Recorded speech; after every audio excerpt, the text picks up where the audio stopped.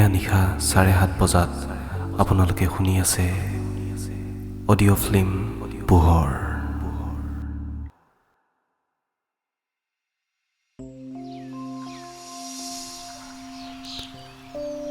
ৰাতিটো তেনেকৈয়ে পাৰ হ'ল। ৰাতিপুৱা সাৰ পাওঁতে অলপ পলমেই হ'ল। বিছনাখনৰ পৰা নামি এঙামুৰি এটা দি বাহিৰলৈ ওলাই পৰিৱেশটো দেখি ভাল লাগি গ'ল। সচৰাচৰ নোপোৱা এক অনুভৱ। লৰালৰিকৈ গা পা ধুই চাহ জলপান খাই তিনিওটাই ধুতি পাঞ্জাবী পিন্ধি গড়মূৰ সত্ৰলৈ বুলি ওলাই গ'লোঁ। সত্ৰৰ পৰিৱেশটো পাই আপোনা আপুনি যেন ভক্তিভাৱ জাগি উঠিছে। মানুহখিনিৰ নিজৰ সংস্কৃতিৰ প্ৰতি থকা আৱেগ আৰু ভক্তি বৰ ভাল পালোঁ।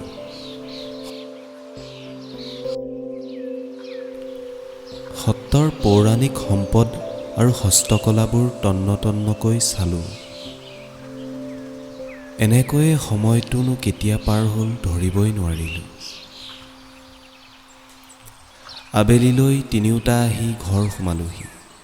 তাৰ পিছত অলপ সময় ৰৈ সন্ধ্যালৈ পাৰ্থহঁতৰ গাঁওখনতে অলপ ফুৰিলোঁ। সন্ধ্যাৰ আড্ডাৰ মাজতে দিবাকৰে বহুত কিবাকিবি খালে। তাৰ অলপ সময়ৰ মূৰে মূৰে খাবৰ মন গৈয়ে থাকে। ৰাতিলৈ ভাত পানী খাই শুই পৰিলোঁ। বিচনাত আহি 10 মিনিট নহওঁতেই দিবাকৰ টোপনিত লালকাল দিলে। পাৰ্থ আৰু ময়ো অলপ সময়ৰ পিছতে টোপনি গ'লোঁ।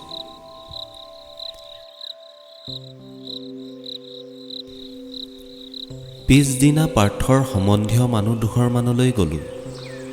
এনেকৈয়ে অলপ দিন পাৰ্থৰ ঘৰত থাকি আউনীআটী সত্ৰ, কমলাবাৰী সত্ৰ আৰু দক্ষিণপাট সত্ৰলৈ গ'লোঁ।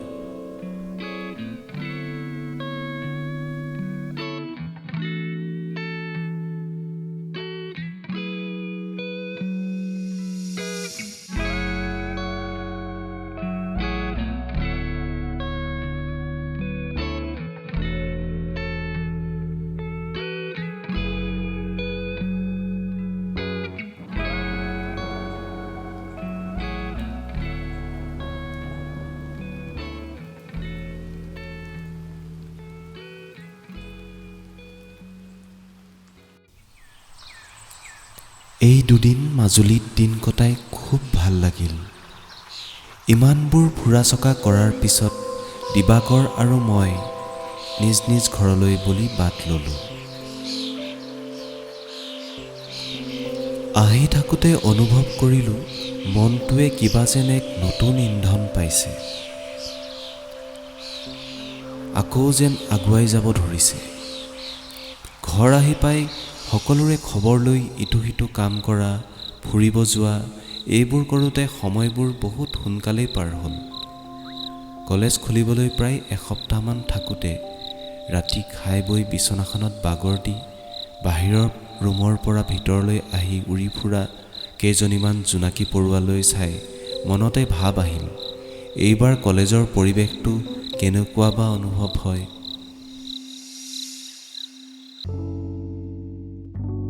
ইমান পৰে শুনি আছিল পোহৰ।